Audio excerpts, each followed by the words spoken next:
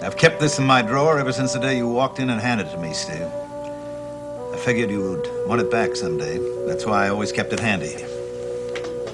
Thank you, Chief. I can't tell you how it feels to have it back again. You know, it's funny. The guys on the force, they all call this a hunk of tin, potsy. But when it comes down to it, I think we all feel the same about it. I know what you mean.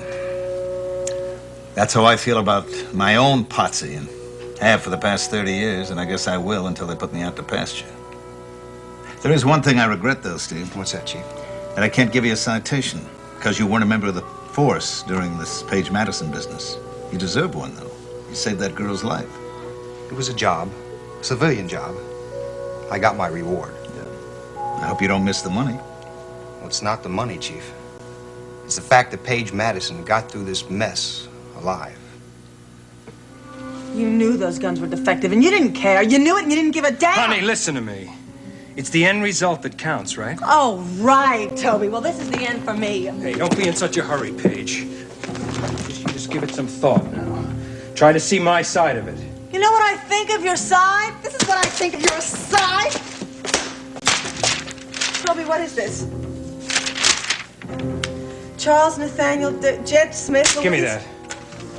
That's just a list of the people that were in the group. No, it isn't. It's a list of the people who tried to kill me, but they were killed instead. Toby, what are you trying to do? Kill off everybody so you have the money to yourself? Why was there a question mark next to my name? Because, Paige.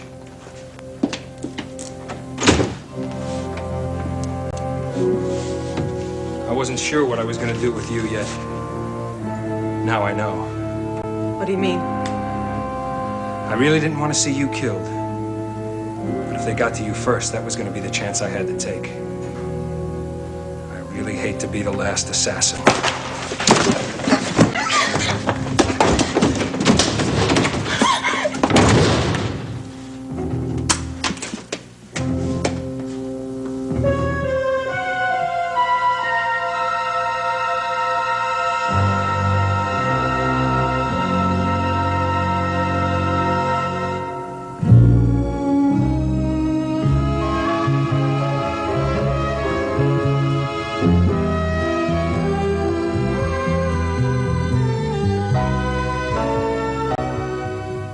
Here's another piece of equipment that I think you might need, Steve. Thank you, Chief. You know, I feel a lot different about this equipment now that I know the truth about Mickey Dials. Now that I know what he did to me the day I shot his brother. I still think there's something we ought to do about that, Steve. I mean, it was never an issue, you know, as far as the department was concerned. Even if the kid had been holding a cap pistol, you still acted properly. There was no way that you could have known the difference. It made a lot of difference to the public, to the press, to me. I mean, even though the department was behind me, I still couldn't handle the fact that I shot a kid who was carrying a toy gun. We know that it wasn't a toy, Steve. We know now that Mickey Dial switched those guns while you were out helping Deborah. Yeah, I know for sure. But I still don't have any proof. Well, maybe something as good as proof would be a confession from Dials. Wait a minute, do you think you're going to get a confession out of Mickey Dials? Maybe, maybe not, but we could apply a little pressure. Apply pressure? I thought rubber hoses were a thing of the past. That's not what I mean, Steve. I was talking about that gun permit that he's got. I mean, let's face it, he did kill a man. Now, I know he saved your life in the process. But at the same time, he took the law into his own hands. Now, that might be construed as reckless endangerment. Chief, if I have anything to say about this, I would like to ask you not to do it. Let me do it. Let me apply the pressure to Mickey Dials. Strictly a personal basis. Nothing official. What kind of pressure do you have in mind? Friendly persuasion. What do you say?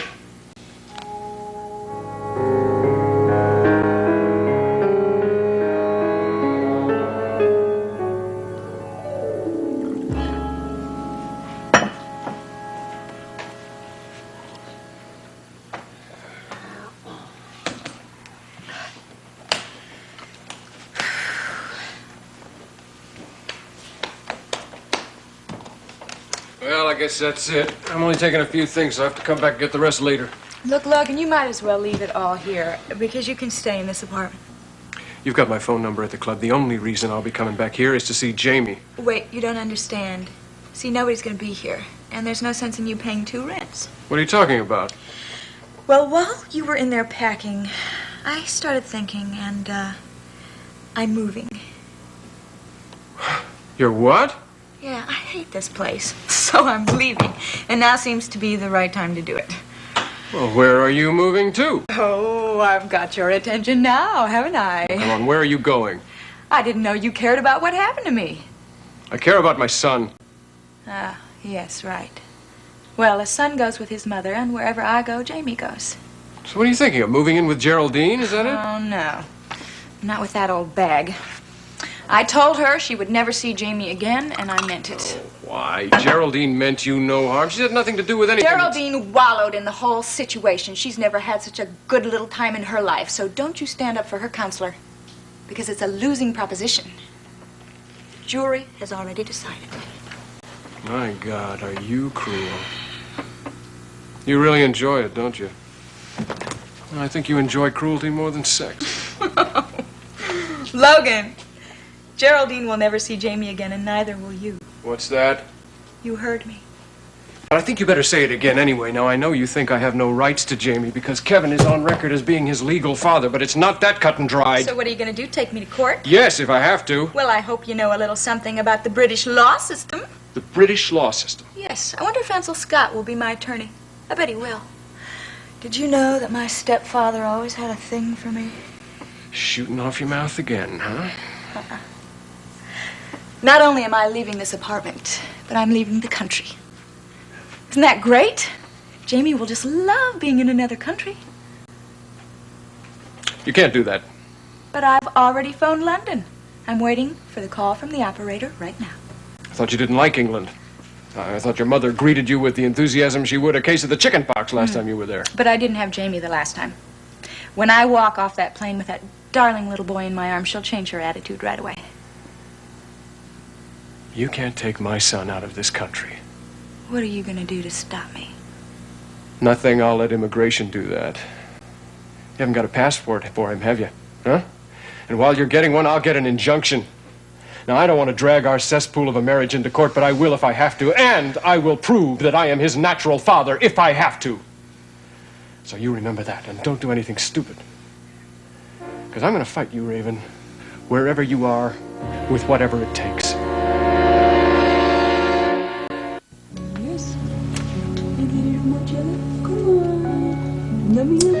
I wish I knew what was going on. Whatever it is, it's got to be serious.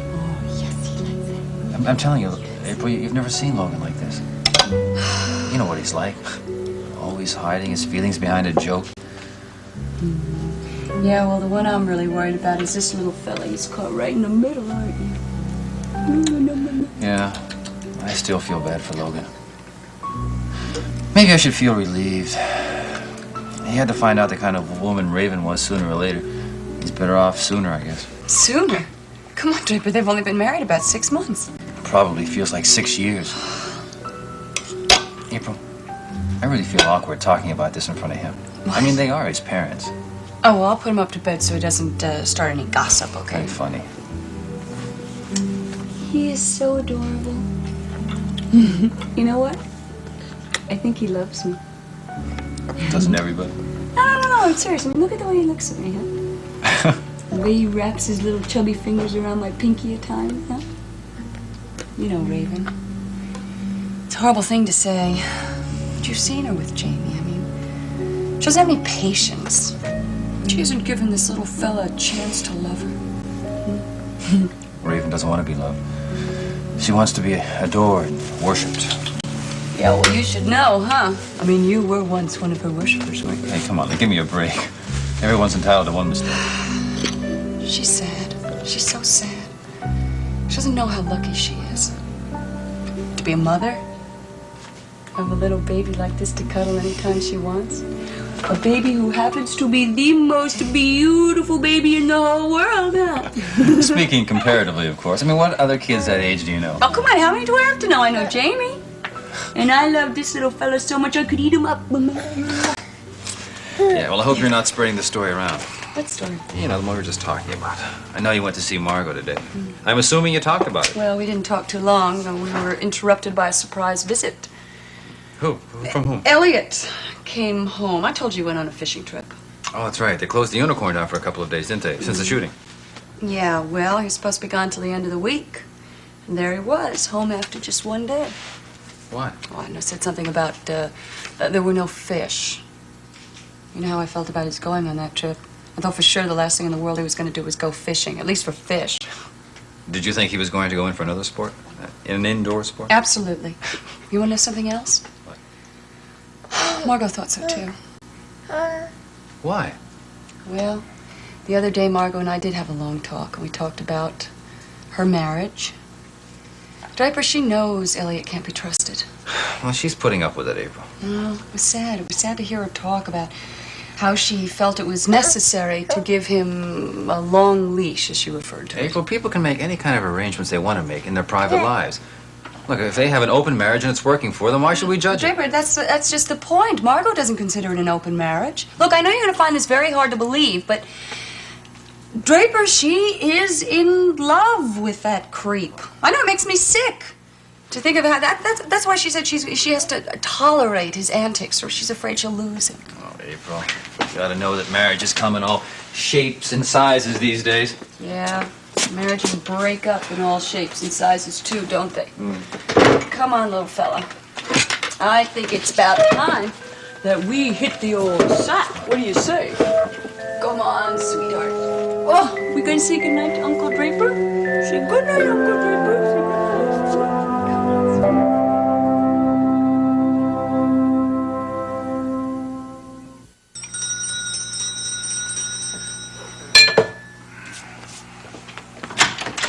Raven. Hi, Draper. Where's April? Raven, is that you? Hi. You didn't come here for Jamie, did you? I just put him up to bed. You said you wanted to stay. You don't look so worried.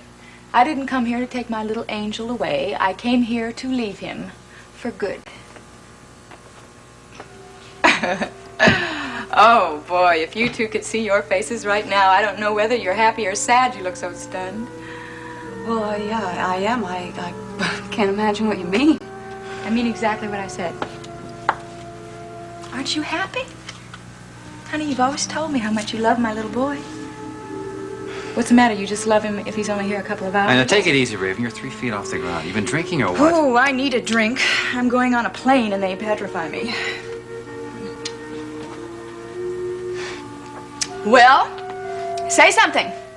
Do you want to take him or don't you? Because if you don't, I'll have to find somebody else. Now, I'm sure Geraldine Saxon would give me her millions if I would bundle up the little kid and give him to her, but I wouldn't do that for all the tea in China. Or I should say London, that's more appropriate. Come on, Raven, now don't make jokes about this. It isn't funny. I'm not making a joke. As a matter of fact, I don't have much of a sense of humor these days. That's one thing I hope I get back when I leave this horrid place. Now, where are you flying? You're not listening, Draper. I'm going to London. I've already got a ticket.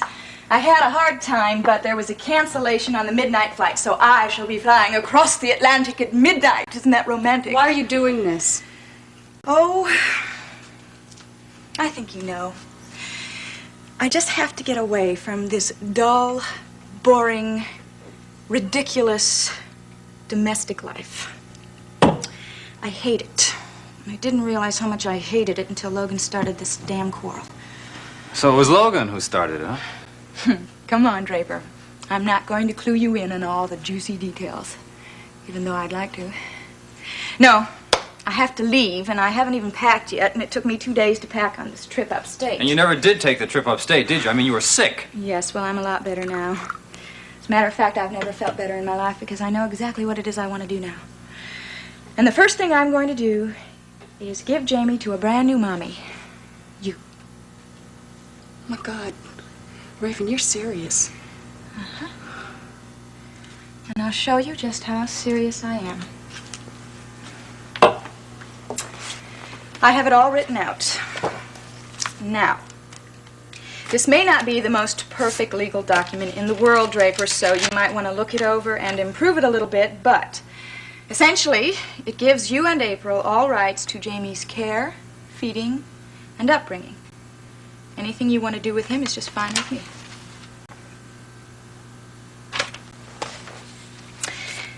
And, just for good measure, I signed this too. Now this is a copy of the consent agreement that you wanted me to sign for Logan, giving him the right to adopt Jamie. Well, he can just forget that because I've scratched out his name and put yours and April's in his place. You're insane. Now look, you don't have to adopt him. I just did this because I thought it might help in case people question this little arrangement. But eventually, if you do want to adopt him, then it's all settled. Raven, you can't just give away your baby like this. Can't I? You can't abandon your little boy. I'm not abandoning him. I'm doing him a favor. I'm just giving him a mommy who loves him. And you do love him, don't you? Yes, I do. There, you see. Besides, even if I did bring him to London, my mother would love him for a little while, but eventually having Jamie and I around would just be like an announcement to the world that she was a grandmother, and oh boy, Mother would hate that. Yeah, as much as you hate being a mother. Raven, this is sick. You just can't dump your kid like a bag of potatoes. She wants him. Will you look at her face? Now look, I mean, if I'm wrong, then I'll just go upstairs and bundle up the little booger and give him to somebody else. No! Can't do that, Raven. You're going to be wonderful parents. You know, I always thought it was a crime that a lovely couple like you two couldn't have children of your own. So, now you have one. You've got what you want. I've got what I want. What do you want? I want to fly. But not on a plane, no. See, I want wings of my own. That's why I call myself Raven. See, I was the one that took that name when I was a little girl. My real name is Charlotte. Can you imagine? But anyway, one day I was sitting on the lawn and I saw this beautiful black bird with shining wings fly by. And oh, I wanted to be that bird. It was so beautiful, so free, with beautiful black wings.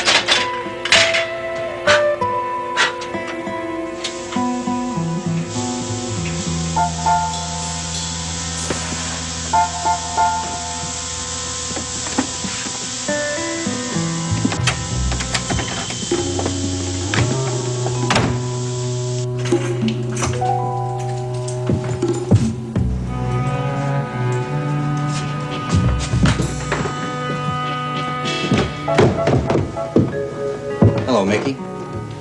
What are you doing here, Guthrie? Would you come to thank me for saving your life? Already did that. Want to ask you a few more questions. Gee, I'm sorry, I got no time. Oh, yeah, where are you going? Don't tell me they fired you at the Unicorn. No. I figured it was a good time to move on to some new opportunities.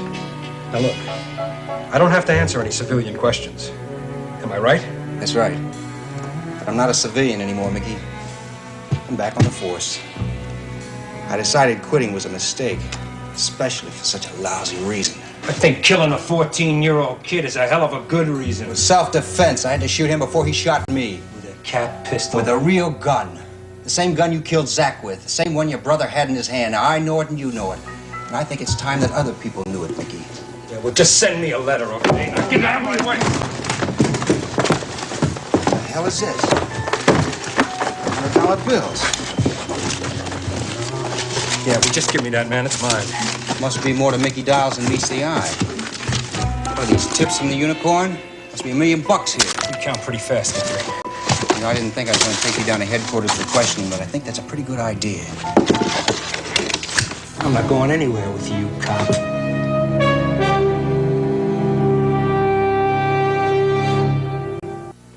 Go on, fire. Fire away, Mickey. What the hell is this? The toilet, damn it! Yeah, I switched it. The same way you switched it on me. I hope you appreciated the joke. Well, you're a real funny guy, Guthrie. Yeah, well, the real one's down at headquarters, and that's where we're headed. Okay. Okay, great. Let's go to headquarters. You got nothing on me. Hold it, Mickey! You've got nowhere to go.